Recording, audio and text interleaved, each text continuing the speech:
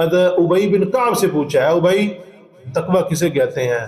حضرت ابئی نے آگے سے عرض کی یا امیر المومنین آپ کا کبھی گزر جھاڑیوں کے پاس سے ہوا ہے جنگل میں؟ کہا جی بالکل ہوا ہے۔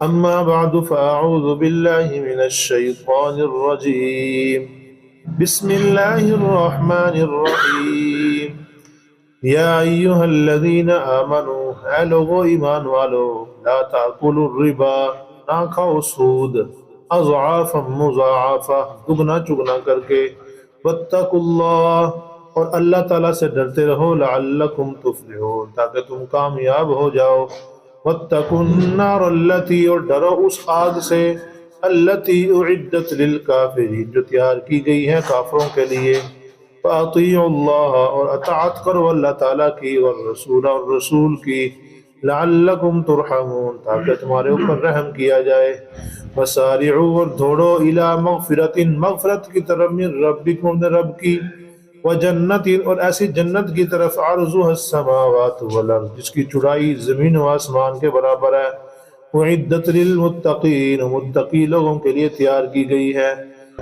صدق اللہ مولانا العظیم۔ اللہم صلی علی محمد وعلی آل محمد كما صليت على إبراهيم وعلى آل إبراهيم إنك حميد مجيد اللهم بارك على محمد وعلى آل محمد كما باركت على إبراهيم وعلى آل إبراهيم إنك حميد مجيد یا ایھا الذین آمنوا لا تأکلوا الربا، یہاں سے سود کی مذمت کو بیان کیا جا رہا ہے۔ جب مشرکین مکہ نبی علیہ السلام کے مقابلے میں احد میں آئے تھے نا لڑائی کرنے کے لیے، وہ وہاں سے لوگوں سے اس نے سود کے اوپر پیسے لیے اور اس کی تیاری کری جنگ کی، سود کے اوپر پیسے لے کے اس جنگ کی تیاری کی اور کافی اچھی تیاری کر کے آئے تھے، 3000 کا لشکر اور بڑا کچھ ساز و سامان ہر چیز ان کے پاس موجود تھی۔ اب مسلمانوں کسی کے دل میں یہ بات نہ آ جائے کہ کہیں ہم بھی سود پہ لے کے تیاری مکمل کر کے لڑائی کرتے ہیں، یہ بات نہ آ جائے تو اللہ نے پہلے فرما دیا ایھا الذین آمنوا اے لوگ ایمان والو لا تأکلوا الربا نہ کھاؤ سود اضعافا مضاعفا دگنا چگنا کر کے، یعنی سود نہ کھاؤ، سود والا معاملہ کسی کے ساتھ نہیں کرنا ہے۔ اب یہ دگنا چگنا والی جو یہاں پہ جو بات لگی ہے کہ دگنا چگنا نہ کھاؤ، کارا بندہ کھا سکتا ہے، مطلب اس کا یہ کیا نکلے گا کہ اصل میں سود کی دو قسمیں ہیں، ایک ہوتا ہے سود مفرد، ایک ہوتا ہے مرکب، ایک ہوتا ہے مفرد، ایک ہوتا ہے مرکب۔ مفرد کیا ہوتا ہے کہ انسان نے کسی سے 1000 روپیہ لیا اور اس نے کہا جی 1000 روپیہ مجھے دے دے، میں تجھے 1200 روپیہ دے دوں، ٹھیک ہے۔ ابھی جو 200 پر یہ کیا آ رہا ہے؟ سود آ رہا ہے۔ اب یہ ہوتا ہے سود مفرد، یعنی ایک ہی دفعہ صرف بڑھ گیا، اس کے بعد نہ بڑھے گا، ایک ہی دفعہ صرف بڑھ گیا، اس کے بعد اب جتنا مرضی دیر کر دے اس کے بعد اس کو 1200 ہی دینا پڑیں گے، اس سے زیادہ نہیں دینے پڑیں گے۔ لیکن ایک ہوتا ہے سود مرکب۔ سود مرکب کیا ہے کہ ایک دفعہ اس نے کہا جی اس مہینے، یعنی ابھی میں نے پیسے لیے اس سے 1 مہینے تک اس کو مہلت ہے، 1 مہینے کے بعد اس کو 1200 روپئے دینے پڑیں گے۔ اگر اس نے 1 مہینے میں نہ دیے پھر 1200 کے بجائے 1400 ہو جائیں گے، آج 1 مہینہ مزید اس کو مہلت مل جائے، پھر اگر اس نے نہ دیے پھر 200 روپیہ اور بڑھ جائے، مطلب آگے سے آگے مزید بڑھتا چلا جائے، حتیٰ کہ یہ مشرکین مکہ کا قرض یہاں تک چلا جاتا تھا، اصل قیمت تھوڑی ہوتی تھی، سود اس کے اوپر بہت زیادہ چڑھ جایا کرتا تھا۔ مثال کے طور پہ 1000 روپیہ کا 1000 روپیہ اس نے پیسے لیے تھے ادھار اور 5-6 ہزار اس کے اوپر چڑھ جایا کرتا تھا۔ تو یہ رب العالمین چونکہ ان کا ایک ماحول تھا، یہ نہیں کہ کارا لے سکتے ہیں، بلکہ دوہرا چوڑا سارا کچھ یہاں پہ نفی کی گئی ہے، کسی قسم کا سود بھی نہیں لے سکتے۔ اور نبی علیہ السلام کا فرمان ہے جو انسان سودی معاملہ کرتا ہے تو وہ کیا ہے، اللہ اور اس کے رسول کے ساتھ جنگ کے لیے تیار ہو جائے۔ فَأَذَنُوا بِحَرْبٍ مِّنَ اللَّهِ وَرَسُولِهِ، جو انسان سود والا معاملہ کرے گا اللہ اور اس کے رسول کے ساتھ جنگ کے لیے کیا ہو جائے۔ اور جس ملک پورے کا نظام ہی سود پہ چل رہا ہو، اس میں امن سکون کہاں سے آ جائے گا؟ جہاں اللہ اور اس کے رسول کی مخالفت ہو، ہر جگہ اللہ اور رسول کے ساتھ جنگ والا معاملہ بن رہا ہے۔ ابھی پھر ایک شور مچ رہا ہے کہ ہم قرضہ لے رہے ہیں اور قرضہ جی بڑا کم شرح سود پہ ہوگا جی، اور آپ بڑے خوش ہیں اتنی خوشی کہ آپ دیکھ بھی نہیں سکتے، بڑے خوش ہم قرضے کو ہم نے جی سائن کر دیے، انہوں نے بھی سائن کر دیے ہیں، قرضہ ہمیں مل جائے گا، بڑے کم شرح سود پہ ملے گا۔ اللہ سے ڈر لگتا ہی نہیں ہے بھائی مانوں کو ایسے کرتے ہیں، ذرا نہیں ڈر لگتا۔ سوچیں تو صحیح ہم کر کیا رہے ہیں؟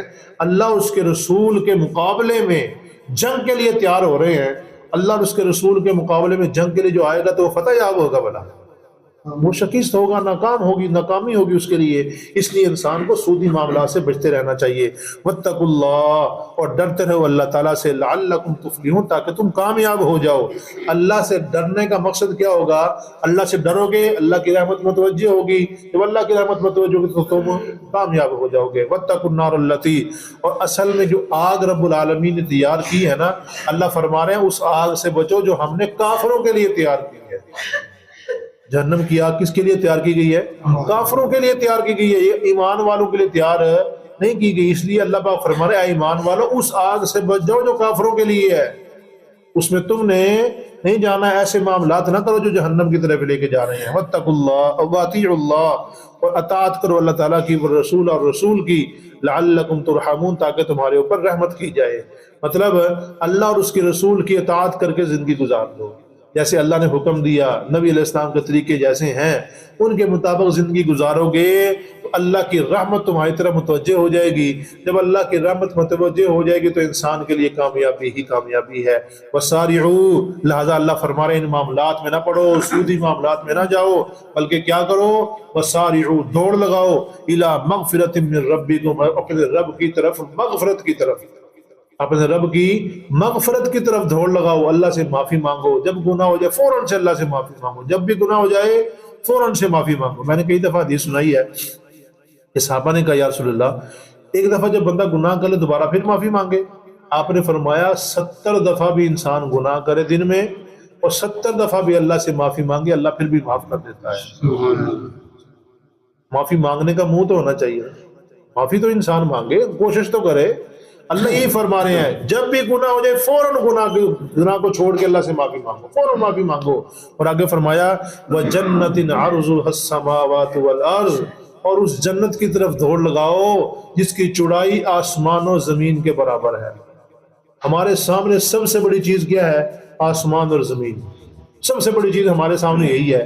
اسی کی رب العالمین نے مثال دے دی کہ آسمان اور زمین کو ایسے ملائیں، ایسے نہیں بلکہ کیا؟ آسمان ایسے سارے اکٹھے ہو جائیں، زمین ساری ایسے اکٹھی ہو جائیں، جتنی لمبائی بنے گی نا ان کی، اور بلکہ چوڑائی بنے گی، اس چوڑائی کے برابر جنت ہے۔ ہماری نظروں کے مطابق سب سے بڑی چیز یہی ہے، اس چوڑائی کے مطابق اس کی جنت کی چوڑائی ہے، اور لمبائی کا حساب ہی نہیں ہے کتنی۔ اس جنت کی طرف دوڑ لگاؤ۔ آج تھوڑی تھوڑی ایک گٹھ پہ ایک اینٹ رکھنے پہ بھائی بھائی کو مار دیتا ہے کہ نہیں؟ ایسے ہی ایک اینٹ دیوار تیری اس طرف کیوں آ گئی، اور لڑائیاں شروع لا کر کے، بعض دفعہ تو بھائی بھائی کو مار دیتے ہیں، لڑائیاں شروع ہو جاتی ہیں، بڑا کچھ ہو جاتا ہے۔ حالانکہ سوچنا چاہیے یہ جو دنیا کی زمین ہے پتہ نہیں مقدر میں کب تک نہیں ہے، جو جنت کی زمین ہے وہ کتنی ہے، اس کے لیے کوشش ہم کتنی کر رہے ہیں، جنت کے لیے ہم کتنی کوشش کر رہے ہیں، ہم سارے اپنے گریبان میں جھانک کے دیکھ سکتے ہیں ہم جنت کے لیے کیا کوشش کر رہے ہیں۔ لہذا اللہ فرما رہا ہے دوڑ لگاؤ، کوشش کرو جنت کو حاصل کرنے کی، اپنے گناہوں کو بخشوانے کی۔ اور آگے فرمایا اعدت للمتقین، جنت ہم نے متقی لوگوں کے لیے تیار کر رکھی ہے۔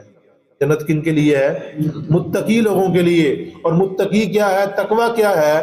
ایک دفعہ فاروق اعظم رضی اللہ عنہ نے حضرت ابی بن کعب سے پوچھا ہے، ابی تقوی کسے کہتے ہیں؟